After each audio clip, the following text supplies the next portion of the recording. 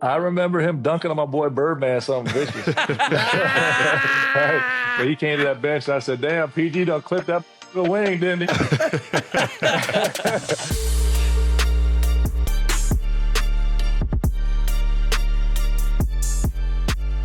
Podcast P fam, welcome back to another episode of Podcast P, a Wave original. It's your boy PG8. Joined with me is my guys, Dallas Rutherford. Not the only white boy on the show today. Hey, let's sprinkle him in, D. Let's sprinkle him in. And Jackie Long. Dale. Dale. And boy, we got another great one in store for y'all today. We're continuing on season 3 with an episode of Story Mode. Today, we're joined by an NBA OG, real seasoned vet. He's a Rookie of the Year. He's a Sixth Man of the Year. And sadly, two-time champ. Please welcome Mike Miller, OG. Appreciate you, my guy. Yes, sir. Yeah, appreciate yes, the love. sir. You know, a little sad. You know, you have to run through us. It hurts a little bit. But how you living, bro? Man, I can't complain. Life is good. P, so for the first time viewers, we got some new viewers now, and for Mike, can you let everyone know what Story Mode is?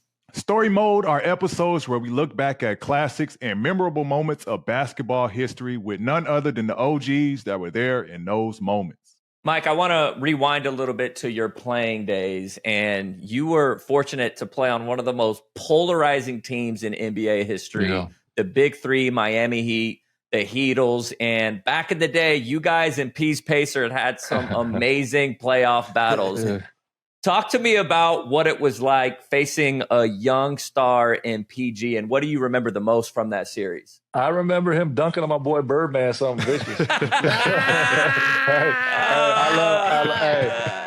love my man Bird. Bird's like one of my favorite teammates of all time, right? And I mean this. But he came to that bench and I said, damn, PG done clipped that motherfucker wing, didn't he? No, but you know, that team, bro, like, and that by the way, PG, that dunk was epic, bro. Yeah, appreciate it. Yeah, for sure. But I know it's like just the atmosphere going into Indiana, man. They're well coached, obviously talented as hell. You know, we knew what we were walking into, right? At the end of the day, we knew it was gonna be a 4-minute game. And they're gonna make their runs, we're gonna make our runs. It's gonna be execution down 4 minutes, right? How do we make shots, and how do we do stuff in the 4-minute stretch? And we knew it was gonna be hard to win at their place. I mean, it was, to be honest with you, man, it was, and I'm glad to see playoff basketball is getting getting back to be a little more physical in the playoffs. That was like, you walked out of there, and even though you were drained mentally, like physically, it was like, yo, what just happened?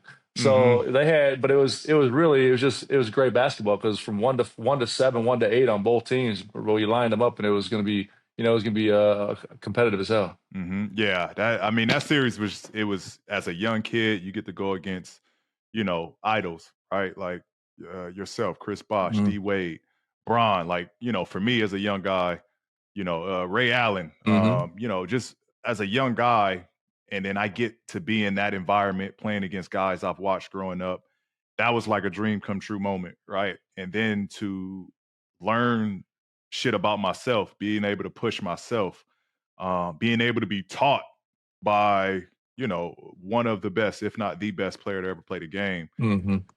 Just to see that up close and compete against that up close, bro, that was, it was definitely what made me a better player, a better person. Like, I just learned so much just from that series, man. The environment was crazy.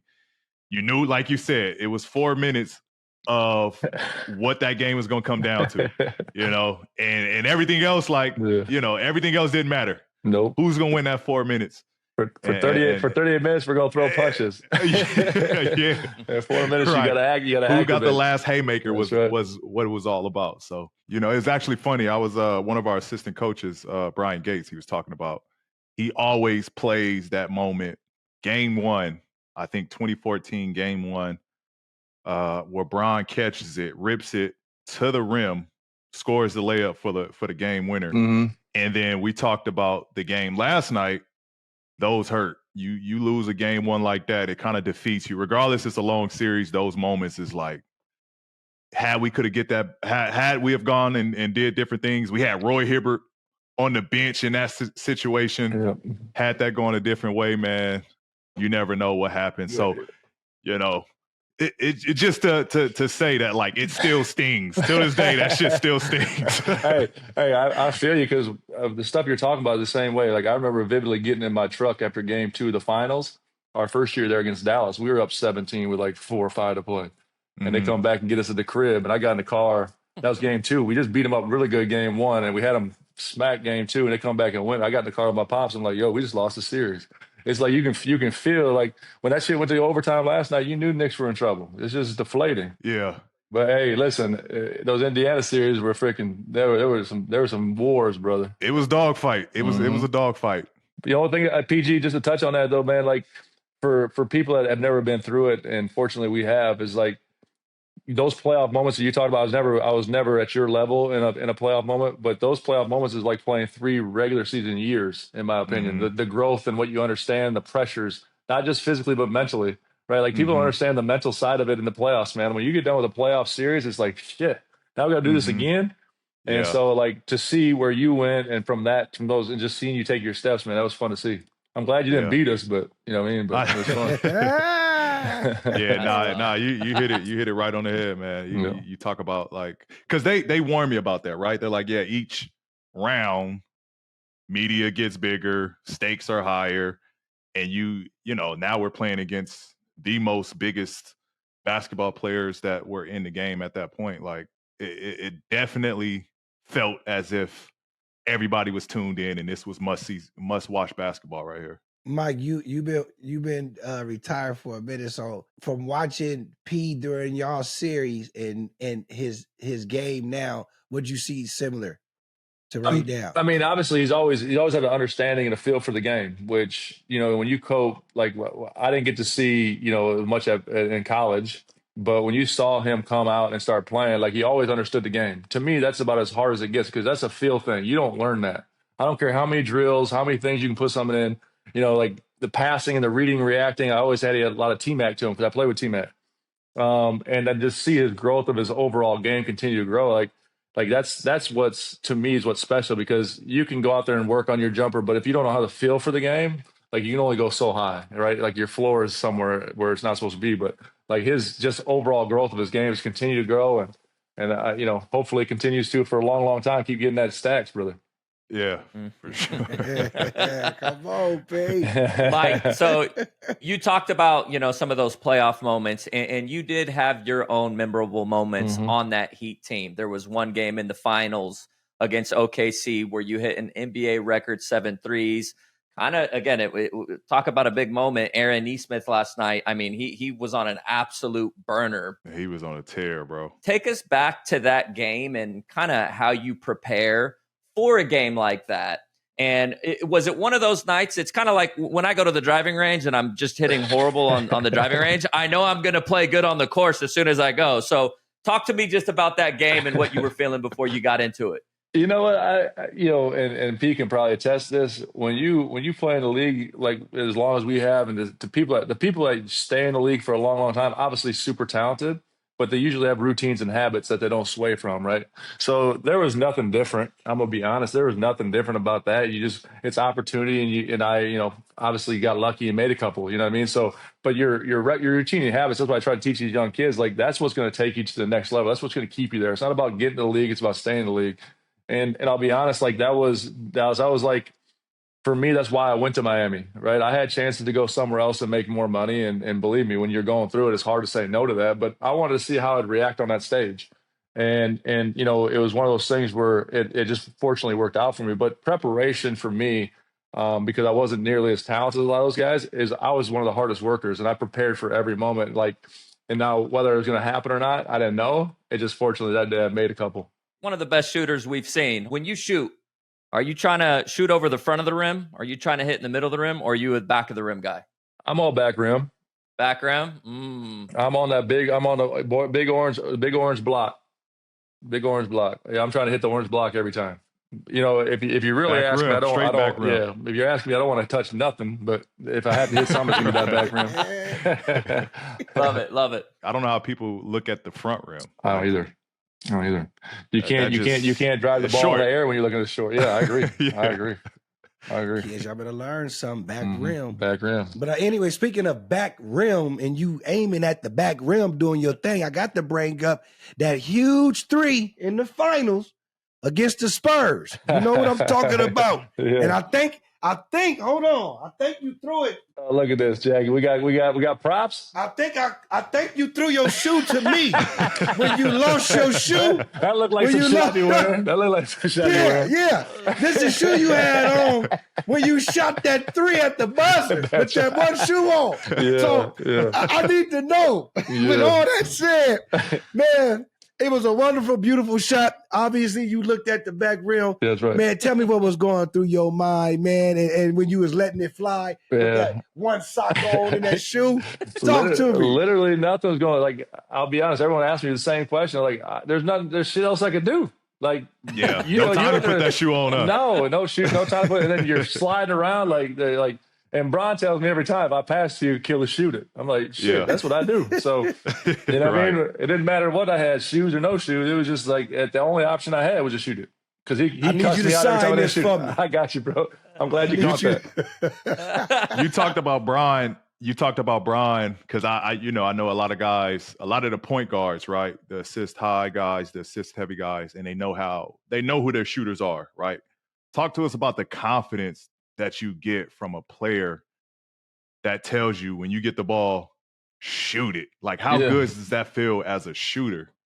No, I mean it's really everything, right? Like, and the reality is Bron, shooters can make on Bron's team can make impacts on the game without even shooting a basketball, right? All he needs is an extra 1.5 feet, maybe a foot. And the perception of shooting is what he really wants. That's why every time he built a team, it had a bunch of me's on it, right? It's just it's the perception of shooting. It's the space, and especially with that team, it was that. And I'll give you a funny story, man. And I've said it on my podcast multiple times. Like, I got there, and I was more of a like ball in the hand kind of player, like point guard, like not point guard, but I'll pick and roll and decision maker and stuff like that. Like, when I came in the league, I was kind of like the jack of all trades kind of dude. And I turned myself into a shooter because I had to. I looked around. I came in with T-Mac and Grant Hill. I was like, shit, you know what? The stuff I do, they do way better than me, right? So I had to have self-awareness. So, but anyways, I get there, and I basically run corner to corner, and Bron would throw them bullets at me and hit my pant, and the whole crowd be like, oh. And so you like 4 or 5 of them. I'm like, man, fuck that. Like, so I started doing a little drill where I go run on the treadmill for 5 minutes, jump off, make 1 3, come back, jump on the treadmill for 5 minutes, how to make 5 in a row. And I trained myself basically in those moments. It's like, listen, I'm going to be that dude on this team because D-Wade, Bron, and CB need space. When they throw the ball to me, I got to deliver. And so I just got sick of the crowd like, yo, we hired you to shoot, bro. You know what I mean? But it was different because you have no feel for the game. Right there. Yeah, you have no feel. Real. You have no feel for the game, though. You know what I mean? Like, when you're in the game and you got rhythms going, you're good. But when you're just run up and down and then they throw you and you got 23 feet, you got a cash. Like, you gotta be a motherfucker mentally. I'll be honest. Yeah. I know being in Miami, right? We hear about the Heat culture all the time, and what happened with Jimmy. Obviously, there were stories that came out around y'all time with Pat Riley, Bron, and these cookies, right? I know there's a D-Wade him with the cookies. Yeah, I know there's a Heat culture that we've all heard about, though. And again, Pat Riley has taken a lot of criticism over this with how he's ran the Heat the past couple of years. From your perspective and your time there, kind of talk us through how and what was it like playing for the Heat culture, and what was the Heat culture exactly? I think one, I learned more in my 3 years in Miami than I pretty much did anywhere else because of that. Where you take it not only in basketball but in life, because it's basically sacrifice, commitment, discipline, expectation, right? Like all the things you want. Like you want the expectations, you want that. Like when Bron and those guys got on stage and say we're going to win 8, right? Like those expectations are there, but then now you got to go out there and sacrifice and do it. Like people understand, man. Like everybody on that team sacrificed something. And sacrifice we talk about all the time. Like sacrifice is shit. That's easy to say, right? If you knew what the outcome was going to be, everyone would sacrifice. If they told you right now, man, hey, you got to take $5 million less, but you can go win a chip next year. Cool. But if you take $5 million less, your shots go down, and you don't win a championship, you're like, damn, fuck that. Right. So like sacrifice is easy if you know the outcome, but you don't know the outcome. So they get you with the discipline and the understanding, the commitment and the buy-in, right? And I don't think anyone does it better than they do. And it does help that it's hard for me to completely tell because that unit, that group that I was with in Miami was almost self-policed, right? Spo was unbelievable. But when your best players, bro, are the ones that grind out every day in practice, and it's like, okay, now if you're one of those dudes like me or Shane or like, what are we, UD, what are we going to say? No, I ain't practicing today? No, you can go out there, knee pads up, mouthpiece in, we're going to thug it out. So it's like that's what I think. So for me, the Heat culture was unbelievable, but it's in the NBA, and you know this, man, like your culture can be whatever it is. If your leadership or your top players aren't in it, it don't matter what your culture is. That's one of the things I think because that comes down to an organizational thing, right? I think one of the things that kind of set Indiana apart from other places that I've been to was obviously Pat Riley, who's been around the game for years. He's from that old school era. We had Larry Bird at the helm. Best brother. Larry Bird was my favorite player of all time. He was, but with that, it was a standard that it was a Pacers way. You guys had a Heat culture. We kind of had a Pacers way. Yeah. With that, though, like everybody fell in line. There was an order. There was a checks and balance. There was a professionalism. Like you did shit the right way. For you though, any stories? Because I've heard of like guys saying there's they had a weigh-in that they always had to make weight. Oh yeah. Or what? Any examples of what that Heat culture was? That's just like, all right, this is what we had to do. I think it was set real early. I think when I went down there, I don't know if I'm completely accurate, but I think I was on year 10 or 11 at the time. So you've seen a lot, right? And but our first camp was at a army base, and right then when he had those guys coming there, I was like, okay, this shit's gonna be hitting a little different, right? Because he had the people coming and talk to us, and we went through it. And I showed up on a bus. I'll never forget. I showed up on a bus with, just a normal Nike T-shirt on or whatever it was, and they're like, "Nah, get out. That's a Heat T-shirt."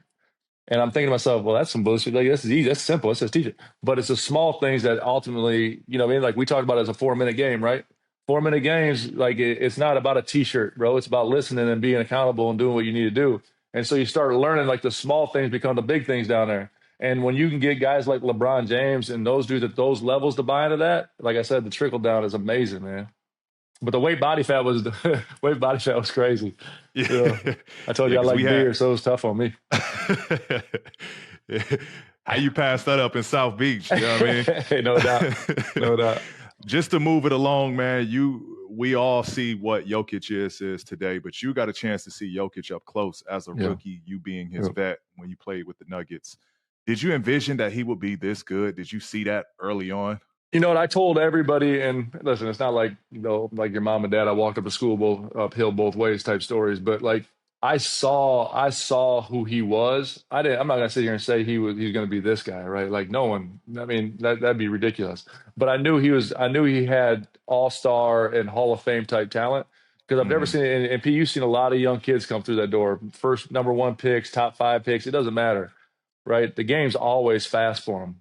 That man, like that ball, when that ball hit the hands, like the Matrix, man, shit just froze, and he made so many people better, man. Like, and I've never seen anything like it. And I told the story just last week on a pod, man. I was telling him, I said I got there about 2 days late, and I got there, and they asked me what I thought. I said I don't know who that fat ugly kid is over there, but he's your best player. And that was his rookie year. You know what I mean? He just got done being drafted, like I think 50 something or whatever. Yeah. And they're like, you're crazy. I said, no. Like, you can just see it. Like, everyone plays a little bit more confidence, a little more swag. They're always in their places. He's making them better. He's giving their advantages. If you give an NBA player an advantage, he's going to win, right? And that's what he does. He creates advantages for people that, like, in Miami, right? Like, LeBron James makes good players really good, right? He makes decent players even better. Like, that's what he does. He creates advantages for people that need the help. Hey, you know who gave him that nickname, right? The Joker? Oh, me. Mike, tell him. Yeah, we got to hear about that. That's a lot of credit, dude. That's awesome. I gave him the nickname the Joker, one, because I couldn't say Jokic passed the fucking ball. So I said, Joker passed the ball. and his personality, man, and you know it though, like his personality and the way he plays is like a Joker. Like every time I saw, like, man, that's a joke. Man, that's a joke. Yeah. I'm like, man, yeah. So, but his personality, his game, and I literally couldn't say Jokic fast enough to pass it. So the Joker was it. Damn, and the name lives on. That's amazing, bro. That's crazy. Yeah. I should have trademarked that. I wasn't on my business acumen at the time. I should have trademarked it. Yeah. Facts. He making $75 million. He don't need that. You know what I mean? Joker going crazy in Serbia right now. Yeah, you know he at home happy as hell too. I will say this though, fellas, for real though, like all that he doesn't really care about basketball. Talk about routines and habits. That man literally was. I mean, I was always like the first one. He was literally there every single day at the same time with the trainer Augie in Denver, doing the same thing every single day. Like, it's not a secret. I tell people, like, I play with Kyrie in Cleveland, and I seen Joker in Denver. Like, the crazy shit they do in a game, I'm like, man, that's crazy. No, he worked on that. Like those little floaters that always hang on the rim and go in. He shoots that thing 1,000 times, 1,000,000 times. Ray Allen shot against San Antonio. He laid on the floor and shot that thing 100 times a day. You know what I mean? Like it's, and Kyrie, I saw him do that. Like, oh man, that crazy finish. No, he does that every single day. And so Joker, they talk about him. He is having a time of his life. He even said on the press conference, going to be a lot of beers for the next couple of days. But he's a grinder in the gym, man. That's why he's, I think, the best player in basketball.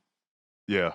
You could tell his routine, right? Like, you don't make no look passes if you know someone's not going to be there. Like, you could tell a lot of his stuff is routinely.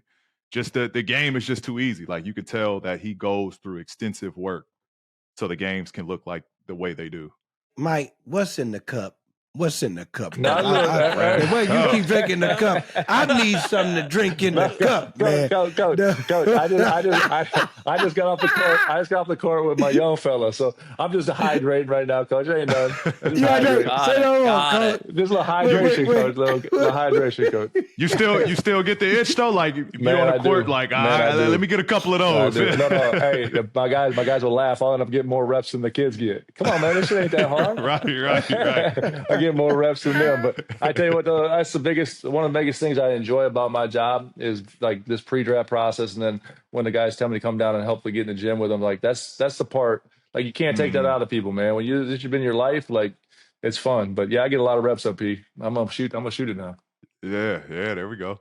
With you being born in South Dakota, what type of hoop culture do y'all have there? And like, I gotta know, man, how did you end up going to Florida for college?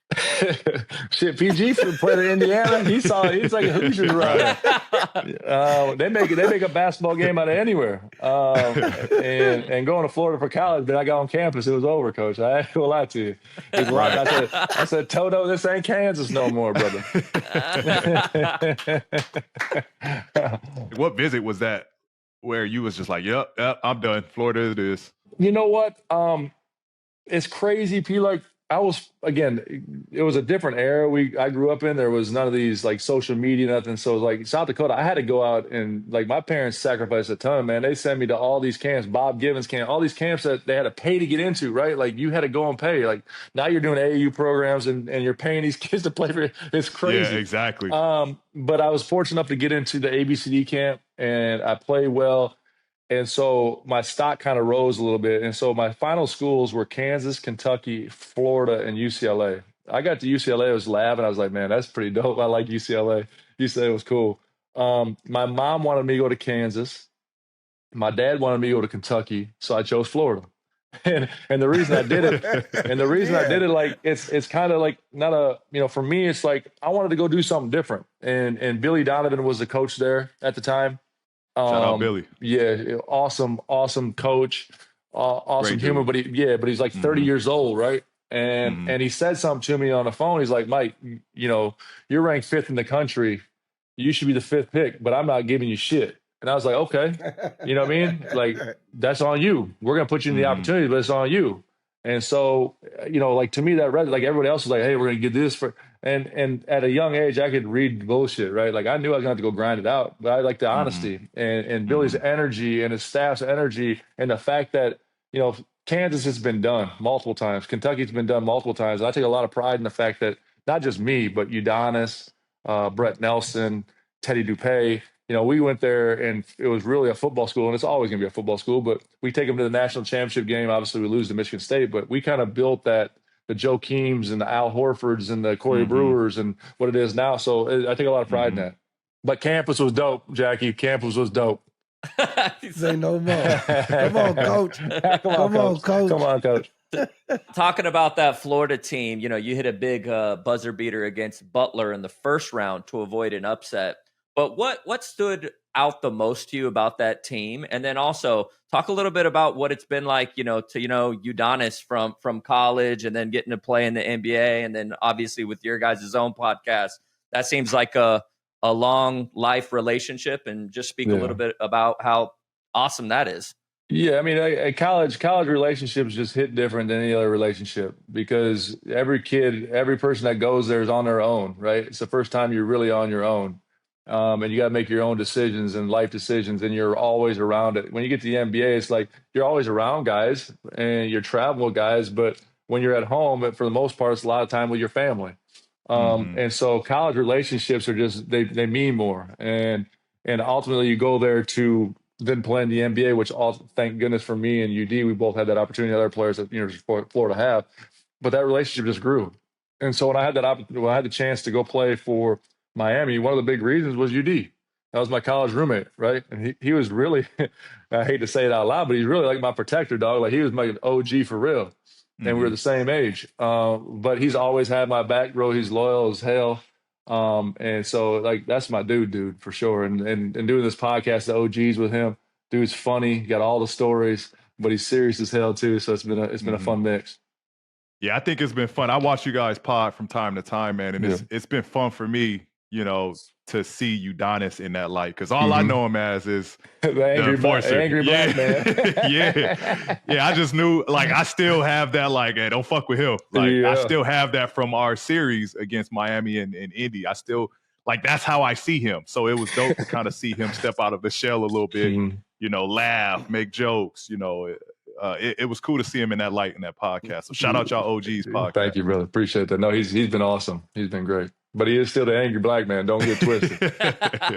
Well, Mike, after all that balling you did at Florida, man, there's only one thing you got to do next, and that's enter the draft. Because that's what you did right after that. And my boy P always got this story where he always say he had 18 workouts against, I guess, 18 teams. So what I want to know is what was your draft process like? And do you got any 18-team stories or any stories about coaches like them? He too tall, he not good enough. Like, give us something, man. Talk to us. Jackie, I've been told I'm not good enough a lot, but we'd be on this podcast forever. Now, when I went through it, bro, it was like, I'll never forget one of the biggest things for me is like, I've always been a competitive dude. And I showed up for my first workout, and it was in Orlando, actually the team that drafted me. And it was a great group of work, right? And I got there, and like 3 minutes in, the GM comes running down the stairs like, stop. And all of a sudden they put the 4 dudes on one end and me on the other end. I'm like, yo, like what's going on here? My agent called like, hey, he ain't doing no workouts against people. I'm like, fuck is that? You know what I mean? So I end up doing that workout on my own, but then I go and do I only did 4 workouts. So I went to go Houston at 9, and they said they're going to take me at 9. And so I said, man, call up Orlando, man. Let's get a workout back in there. And it was a dope workout, man. They brought D Miles, Q Rich, like real dudes. And we had real good workout. But I was like, one thing I learned in that is like, and that's how I treat it even on the agency side. Like, we ain't ducking no smoke. If you can get other guys in that range to come in here and work out against us, we have no problem against it. But for some reason, at the end of the day, no one wants. At the end of the day, bro, there's enough tape on you against dudes. If the reality, like if you're going to show that you can't handle a workout, man. But I was fortunate, man. I didn't do 18. 18 is tough because you know, look at the travel in there too, like, and every team's doing the same thing. They're trying to get you as uncomfortable as possible. They're trying to see if you'll quit. Like, it's not even it's like it's speed dating. Like, you can't draft someone off that, in my opinion, but they do. So no coaches told you no crazy shit there, right? I mean, I've been told crazy shit my whole life. Is the process different in today's time from when you was doing it? You think it's different? Yeah, I mean, I think listen, they're well more equipped now, right? Like they got if you look at an NBA team now, they got 37 scouts, and they got I mean, they've watched the kid play a million times. I was just having this conversation with one of my guys. Like, you go to the combine now, and they give you your physicals there, and they circulate that out to 30 teams. So a team can draft you without even seeing you now. You know what I mean? Like, coming for a workout, yeah, it's important, and they probably won't. But they have your physicals. They know who you are. They've watched you play enough. Like, what are you going to learn more in a 45-minute workout? Right? Like, let's be honest. The only thing that really helps is that it's probably the first time a head coach has really got to see and put his hands on somebody. It's really, to me, if you're asking me if I was on the front office, I'd want to sit down with the kid and talk to him for an hour and a half more than I'd want to watch him work out. I can see a workout, right? Like I can see him spin the ball, man. Okay, yeah, he has a chance to be a 38 to 40% free. Like, if he just grinds and work, I want to know who the kid is. That's who I'm giving $1 million to. You know what I mean? That's who I'm giving the money to. So, like, that's the part where the speed dating confuses me, man. Like, they have these things in the combine, like teams meet with you for 12 minutes. What am I learning in 12 minutes? Enough. No. Yeah. No. Exactly. So that's the only thing that's different, Jackie, to be honest with you. That's the only difference. Like, they have so much more intel on you. And like the feds, if they ask you a question, they know the answer. So exactly. Exactly. They know everything about you already. The NBA finals are finally here, and this is your last shot to win some real cash before the season ends. The simplest way to get in on the action is downloading the Pick 6 app from DraftKings. Pick 6 is available in tons of states now. Okay, it's Texas, Cali, Georgia, Missouri, plus many more. So make sure to tap in. It's crazy simple. You just pick more or less on the stats for 2 or more of your favorite players, and boom, you're in the mix for big cash prizes. No gimmicks, no weird rules. Just nail your picks and you're heating up. Pick 6 brings upside with payouts up to 500 times. Ready to make your finals run? Here are my picks. So for more or less assists for Tyrese Halliburton, I'm taking more. I'm also going to take Lou Dort threes. I'm going to take less on Lou Dort threes. And then I'm going for points on Isaiah Hartenstein. I'm going to take more for Isaiah. Points for Chet Holmgren. I'm actually going to take more as well. And then for threes for Miles Turner, I'm going to think he's going to slow down a little bit. I'm going to take less on threes for Miles Turner. And then last but not least, I got to take Shea, SGA. I'm taking more on his points. Jackie, what do you got? Hey, those some great picks, Dallas. They some great picks, baby. I'm going to go with Jalen Williams for points. I'm going to go ahead and go more with him because he been doing his thing in the fourth quarter a lot for me. So I like that. And my boy Aaron Nesmith, I'm going to take him for more threes as well because he got that late shot when you don't expect it. He always going crazy. And I don't know why. I got to take less with this because he's doing so much else on the court. I got to go with SGA for less on rebounds, even though I know he's balling all around the court, but it's just something about them big fellas down there. He's not going to be able to do all that. And my boy, Siakam, I'm going to go with points because he's been going crazy. I'm going to go with more for points on him because he's been being a big dog, helping out my boy Halliburton, and he's been doing real good at that. And my boy TJ McConnell, I'm going to go with less for points. I'm going to go with less for him on points. Bad pick. What you mean? I got to go less with him. I got to go with the white boy. I'm going less with him because he passes a lot too much for me. He passes way too much. He needs to shoot more. And I would give him more, but he just passed too much. And my boy Andrew Nembhard, I'm gonna go with less assists because he don't pass too much. He shoot a lot.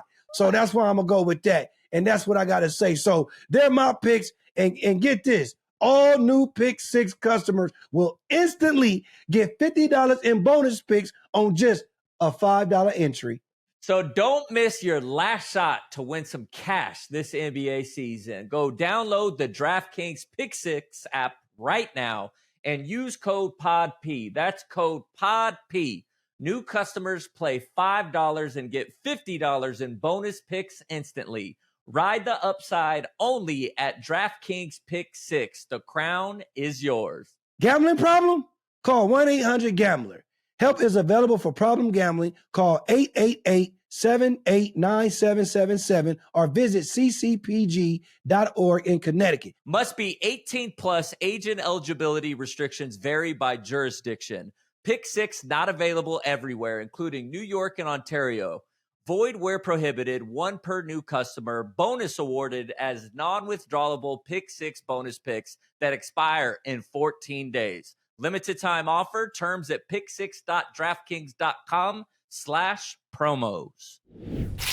We're taking a quick break to let you know McDonald's has an all-new crispy chicken strips. New McCrispy strips are here. It's chicken made for dipping. Tender, juicy white meat chicken with a golden brown peppery breading. It's chicken so good it deserves its own sauce. The creamy chili McCrispy strip dip, a sauce that's creamy, savory, and sweet with a little bit of heat. But it works with any of our sauces. Pete, what are your go-to sauces for the McCrispy strips? Is it barbecue, sweet and sour, ranch? Are we mixing it up a little bit? Like, give me something. I'm gonna go ranch. Ranch is that's my flavor, so I'm gonna go ranch. So head over to McDonald's and grab the new McCrispy strips with a new creamy chili McCrispy strip dip. It's chicken made for dipping, only at McDonald's. Have you ever had your people send you some funds, but it take you days to process? Well, those days are over thanks to Cash App. Cash App is safe, easy, and a fast way to send, receive, and transfer money to family and friends. It's super easy to get started. Just enter your phone or email with some other basic info and you're ready to go. You don't even have to include your bank account. Cash App is secure and safe. If you're about to send money to a sketchy account, a scam warning pops up, so you can rest easy knowing Cash App has your back. You're going out for lunch with some friends and you want to split the bill? No need to throw 3 cards on the table. Just send the money through Cash App. I love using it because it's so easy and it just makes life way less stressful. All right, so I got to ask y'all, what's the least amount of money y'all ever requested someone to pay y'all back on Cash App? For real, probably like something like wifey put something on the card that wasn't discussed and I was being petty. You know what I mean? Like I need that. So yeah, maybe $15, $10. I don't know. Just out of spite though, you got to prove a point a little bit.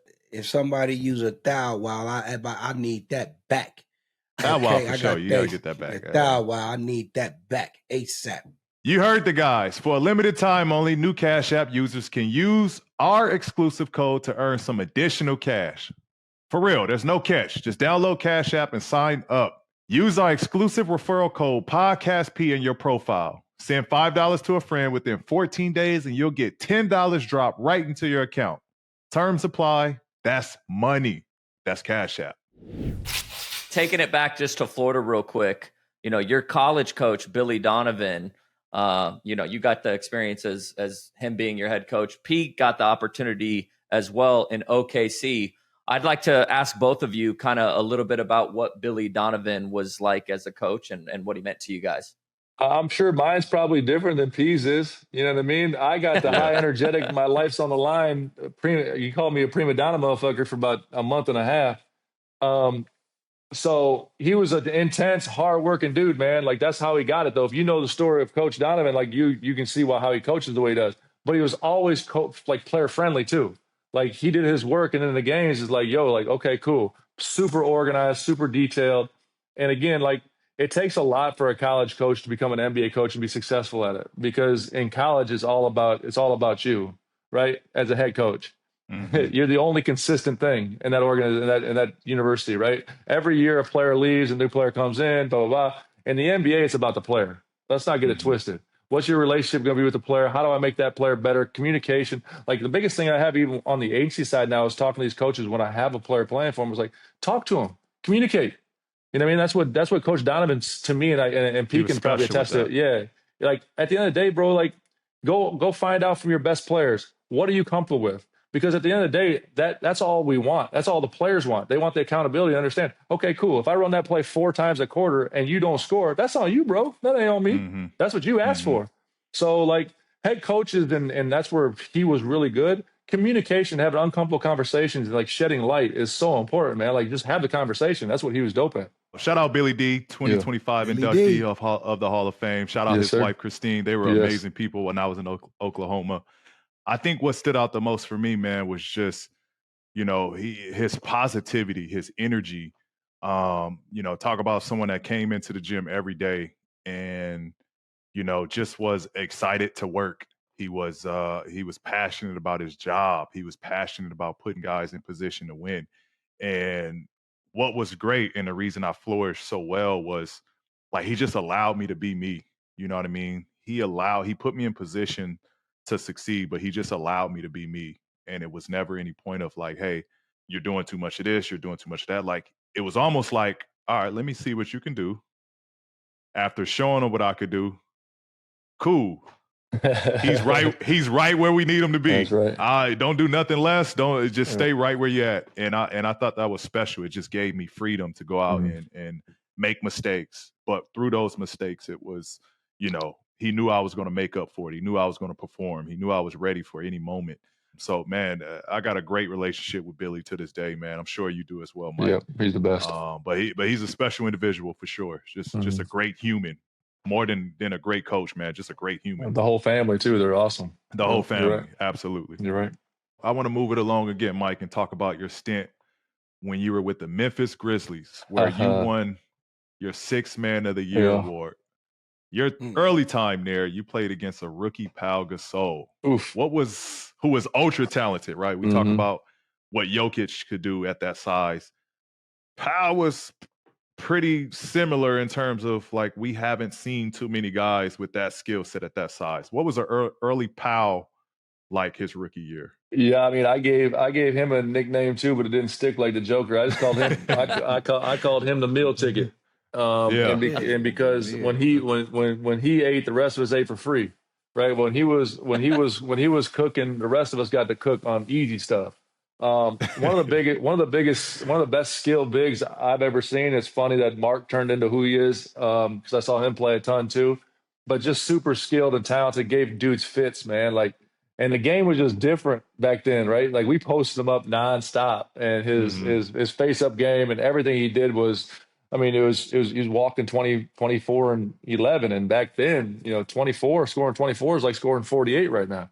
Because the game was 88 to 84. So, it's like he was super skilled. Like if he played now with the space and the stuff they're doing, oof, man, he'd have been an absolute problem. Absolutely. Well, he was. Absolutely. I mean, his jersey's up and he won championships. More of a problem. Exactly. Yeah, I know exactly what you mean. People will be sleeping good walking into that game. I promise you. You and one of Pal's future teammates, obviously, the late great Kobe Bryant. Y'all had a moment, right? We know how Kobe's wired, right? He was crazy on the front of like someone challenges me. Yeah. I know they're just as crazy as I am. Yeah. I love that, right? That was Kobe's kind of mentality. Y'all got into it. There was elbows that was thrown. I don't know, intentionally, unintentionally. Y'all ever talk about that moment? Were y'all good after that moment? What was, again, because we know how Kobe mentality was and how he kind of befriended people that had that same edge as he did. Unfortunately, he's in heaven. He's missed, man. Like he was the best, but he knows if I'm lying right now, so I can't lie. It was unintentional elbow I hit him with. You know what I mean? Like it was unintentional. But I'll be honest, man. Like I love his competitiveness. I didn't like the fact that my team didn't really have my back when he freaking took my jugular out. But like that's what he's supposed to do. You know what I mean? And the NBA called me after that. They talked about it. I said, that's just a basketball play. Like, but we had a good conversation. I actually almost went there my free agency year when I went to Miami. I talked to Kobe multiple times. I talked to Phil. And I almost went there because he was one of my favorites because I love that competitive stuff. Like he was unbelievable. And I learned that. I called my brother after one game. I'll never forget it. We went into when I was playing for Memphis that same season, maybe, or the year before. We went into Memphis, and in the first quarter of the game, I don't know what the number was, but I had cooking a little bit, and they had somebody else on me.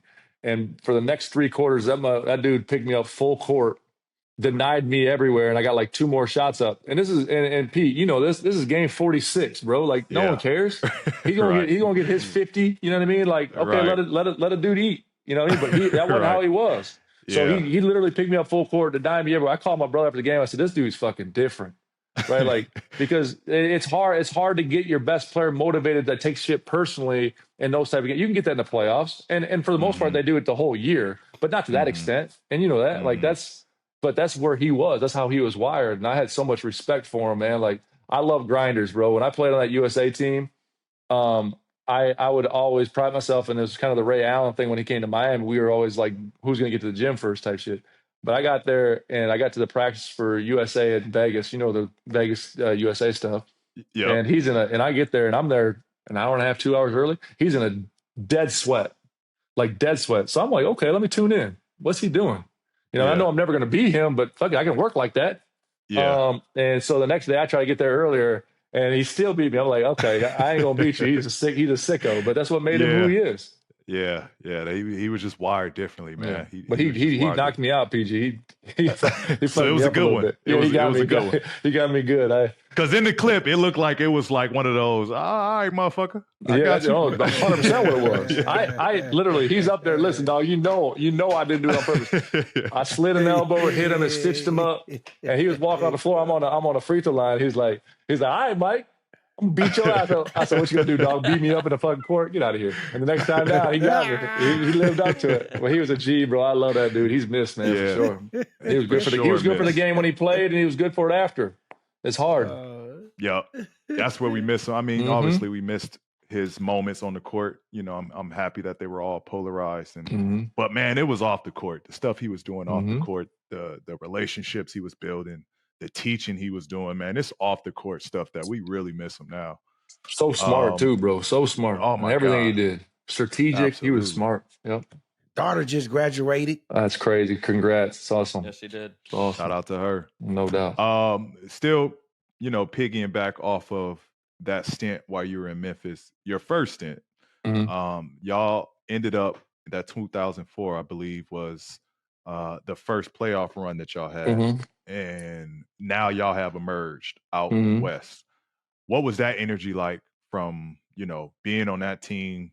What was that like? Because we know what Memphis is and that being grind city. What was that energy like when y'all first emerged in 2004? One of the reasons I still live in Memphis is it's a basketball city, man. They absolutely love hoop, and they get behind hoop like crazy. Still, and I talked about Miami and what I learned there. Still, one of the best places of learning basketball was in Memphis with Hubie Brown. Hubie Brown was the greatest teacher I've ever been around, and what we really did there was he built another culture and identity, and we played 10 deep, and we had dudes. I mean, we had guys out like James Posey, Bonzi Wells, Jay Will, Pau Gasol, Lorenzen Wright, God rest his soul, Strong, like Earl Watson. We brought dogs at you, and we ran, and literally everyone played the same amount of minutes except for Pau, for good reason. And so, but we came at you in waves, and we brought toughness, and we brought identity, and we like. That wasn't the grit and grind team. That goes to only one team, which was TA, Zebo, Mike Conley, Marc Gasol. Like that team was grit and grind. But we had an edge and a toughness about us. Unfortunately for us, we could never get it done in the playoffs, and that's one of the biggest reasons. Like I said, I took when I had the chance to go to Miami, I did it because I wanted to see what that felt like. Like it's frustrating when you lace them up in October, knowing like when I was coming through, and it's a little bit different now, which I'm starting to see, which is great.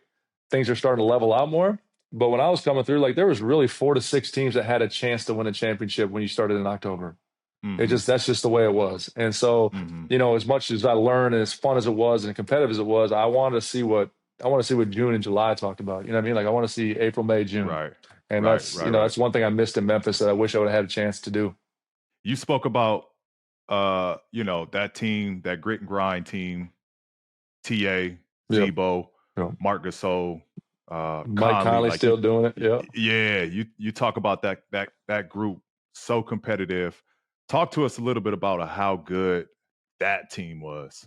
I think to tell you everything you need to know about how good they were is it was an era of which everyone switched up when they played them, right? Like it was almost like the Phoenix Suns. Go big. Yeah, it's like the Phoenix Suns. It was like the Phoenix Suns when you were coming through and they had Stat and Diaw in them. And every time you went in there, you change your starting lineup. And I look at the coach and say, "Why we change the starting lineup? We're never going to be able to change. Like it's a battle of styles right now. Like if we're going to try to size down and play these dudes or size up and play Grizzlies, You're not beating them in that. That's what they do. Mm-hmm. That's their game. So like I would always laugh, man. It was the funniest shit in the world. We go to Phoenix and all of a sudden we'd be a new starting lineup. We're going to play small. We don't even know what the hell we're doing now. And now we get freaking boat raced by 20 talking about. So like the one thing I loved about Memphis, they never swayed from their identity, right? Like every game, they're like, no, we're going to thug it out. We're going to play 2 bigs. Zebo's going to post up. Tony Allen's going to absolutely destroy you defensively. Mike Conley's going to be, is going to be who he is, and Marc Gasol is super skilled. That's how old I am, PG. I play with both Gasols. I play with Powell and Mark. I'm like, damn. That's why I knew it was time to retire. I got Gasol the third. Yeah, right. You is old because what I'm bringing up next, your ass is old. You play with one of PG favorite ass players, Tracy McGrady. That's how old your ass is. That's who he reminded me of, though.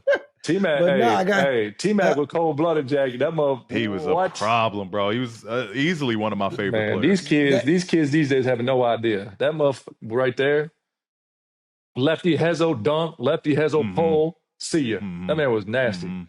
This is what I was going to ask you. I was going to ask you because that same year you won Rookie of the Year and he was winning the scoring titles. I was going to ask you what you was doing. How was them early years playing with the great T-Max? No, I know you got more stories than that. No, super dope, man. Like I'll be honest, never gets talked about how good as a passer he is. The same thing I talk about him. His feel, we're talking about PG. His feel was so good, and that's a natural thing. Like his feel was elite. Now, yes, he was 6'9" with like a 7'9" wingspan.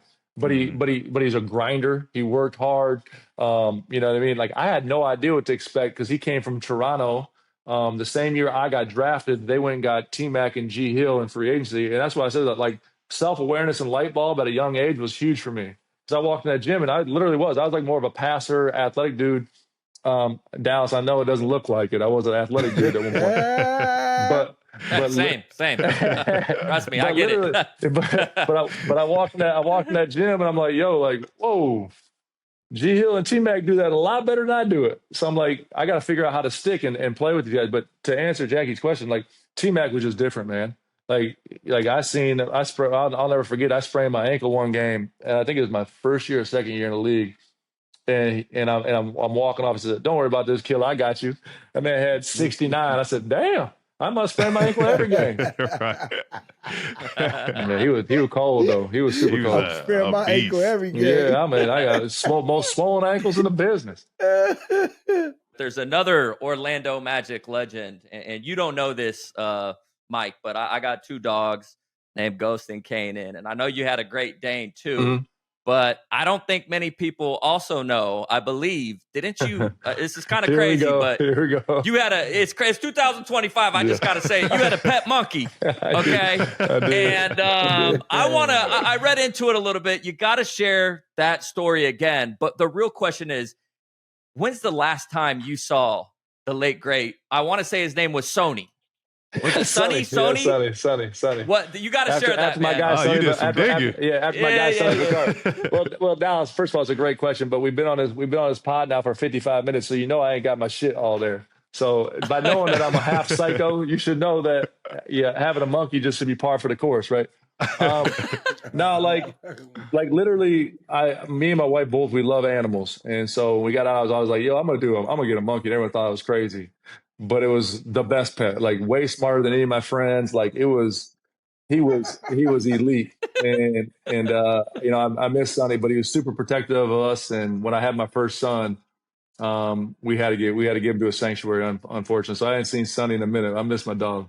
You know if he's still living? He's still alive out there? He is, yeah. We get reports. He about 107. Okay. Yeah. Oh, really? Yeah. He about 107. That's how old I was. I didn't know they lived that long.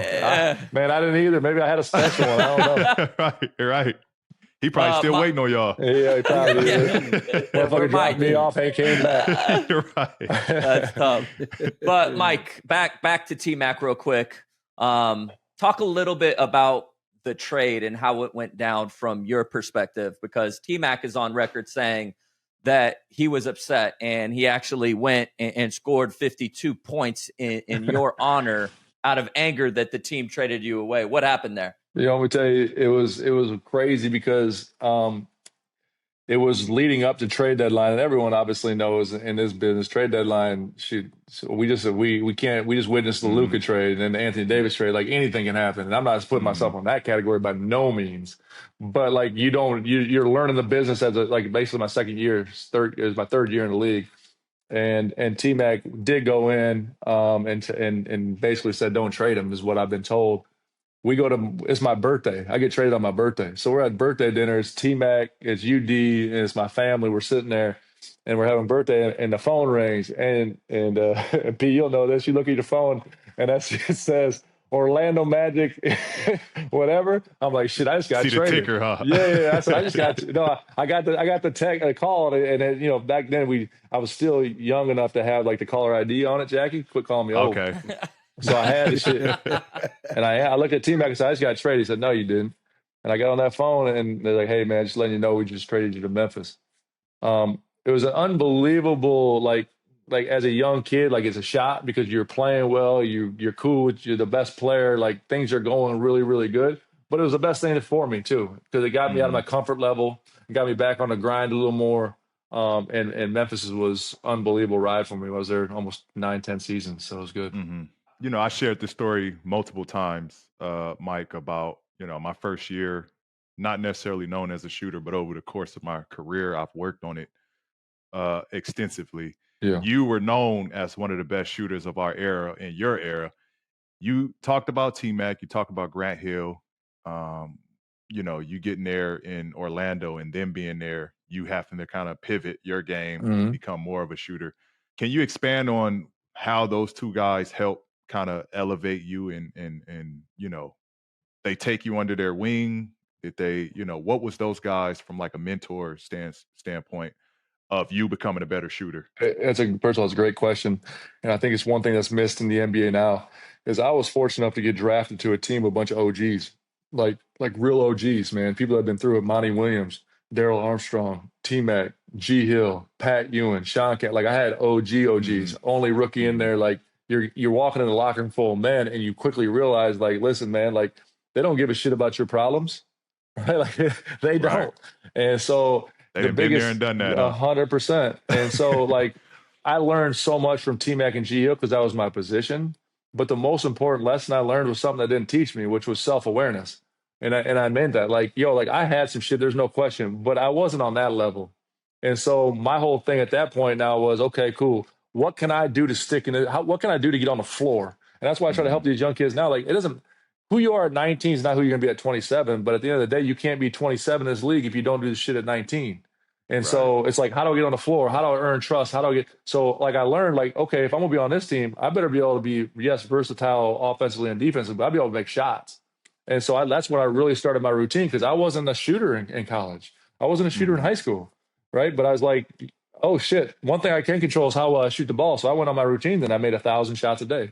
And that's the one thing they taught me. And it wasn't even something they taught me. It was like I just, like, visually saw it. Like, those dudes are a level above me, man. So I got to figure out how to stay.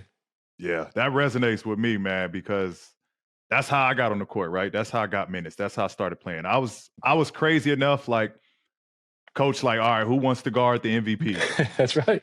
I was crazy enough to be like, I'll do it. That's right. That's right. And so I wasn't a defender. I couldn't guard, coming out of college. Like that wasn't what my, strengths were. I wasn't a defender. I would say throughout, I was good at reading passing lanes and kind of, being quick to react on shit like that. But as far as moving my feet and keeping guys in front of me, hell no, I was a horrible defender. But it was for me, it was a chance to play and get on the court. So it was just like, fuck it, I'll do it. Like, I'll learn. I'll figure this shit out. Like, it's crazy because you turn yourself into an elite defender too. So that means you can play. You just didn't want to play that shit, Fresno. I just didn't want to play. Yeah, right. Just give me the ball. I play one side. But I'm telling you though, that's the most, and that's why, again, OGs are so important to this game and why I think NBA franchises are going back to it. Is telling people what they need to hear, not what they want to hear. Like if you look at everyone sees you now and sees what you've been able to accomplish. They didn't see the first year. They didn't see the first. Like Joker didn't play his first year, right? Like everyone thinks they're just going to come in there and have that success. It doesn't work that way. It's opportunity. It's position. It's spot. You know what I mean? So it's like you gotta figure out how to get on that floor. And once you get on the floor, then it goes from 14 minutes to 22 minutes to 38 minutes. And at 38 minutes, it's your song and dance. Now it's up to you not to fuck it up. A lot of guys choose the new media. It's been a lot of guys podcasting. You chose a different path with your business ventures. Once you retire, you chose to become an agent representing young stars like Paolo Banchero. Talk to us a little bit about your route and why you chose to go down that direction.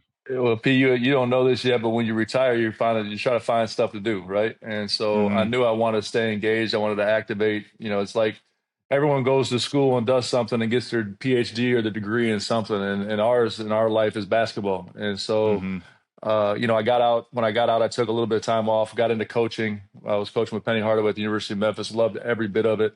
I love the development side of it, seeing 16, 17, 18, 19-year-old kids trying to do what we were fortunate enough and blessed to do, and you're still doing. So, when I got out, I knew I wanted to stay in the game. I wanted to impact these young kids, try to lead and guide them.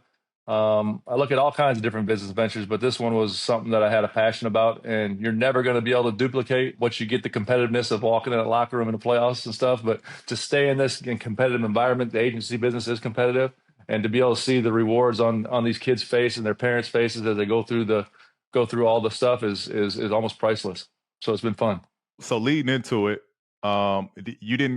this kind of came out of the blue, so to speak. Like you noticed you enjoyed the mentorship, and then that kind of just developed into like, you know what, I want to be able to really like lead these guys going into the next step.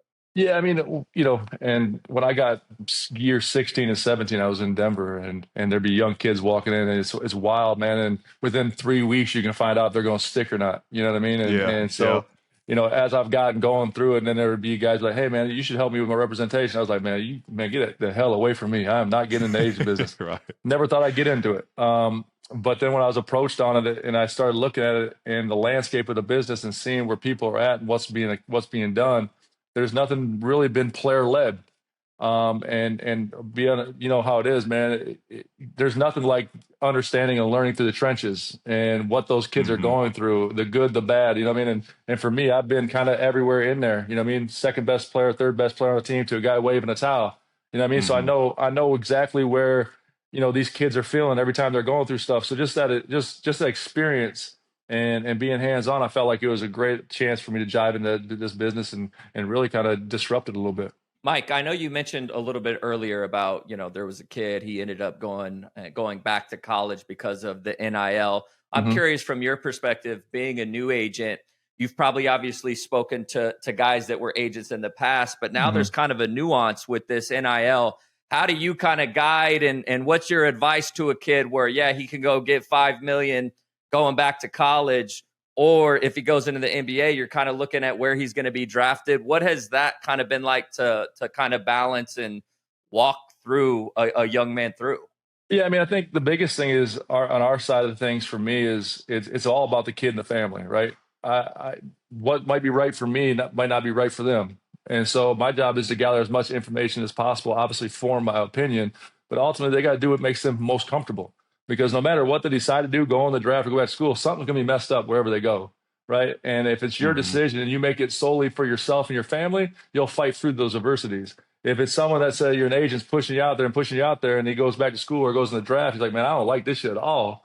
And he starts blaming you. So my job is to get as much information as possible, gather that information, form an opinion, ultimately put it on them. Like, yo, this is your life. I've lived mine. You know what I mean? Like, I'm here to support you and guide you. But you got to make this decision solely on yourself, because the reality of the situation is once you go through those trials, wherever it's at, whether it's school or the draft, you got to fight through it yourself. And when you make your own decisions, you tend to do that more. Everybody got a goal, Mike. What's your main goal that you want to get out of becoming an agent? I think just build a dope company that kids, like to me, what I feel passionate about is like, you said, brought up Paolo, like they'll call me up like, coach, what's going on, man? Like that's the relationship I want to have with them, right? After a game, I want to talk to them.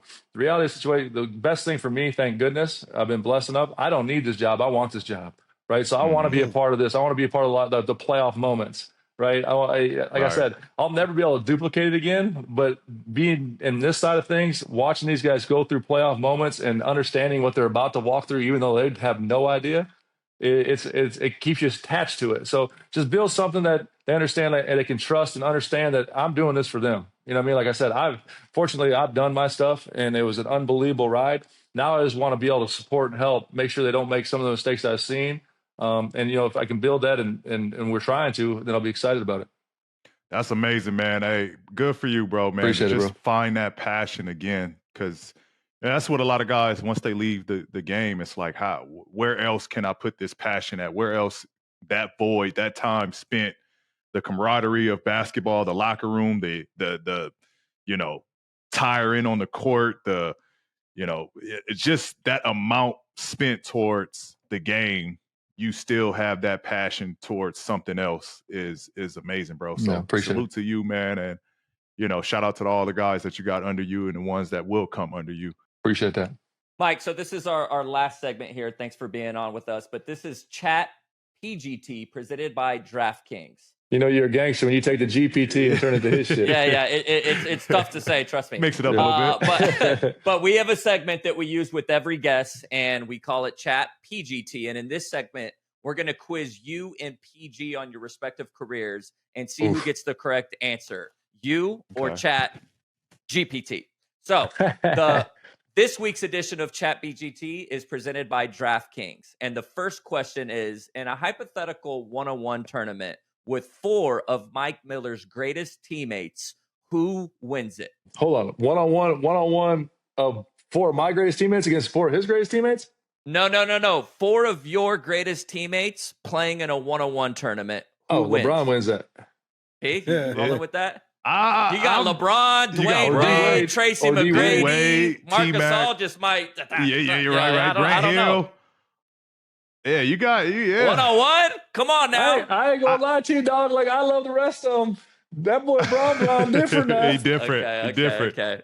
And let me tell you something. It's hard for me to go because D Wade was a cold stone killer.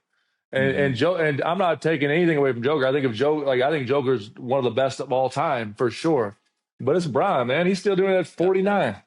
So Chat GPT's answer, LeBron takes it. T-Mac gives him a legit challenge, but LeBron's combination of size, strength, defense, and offensively versatility is just too much in a 1-on-1 setting.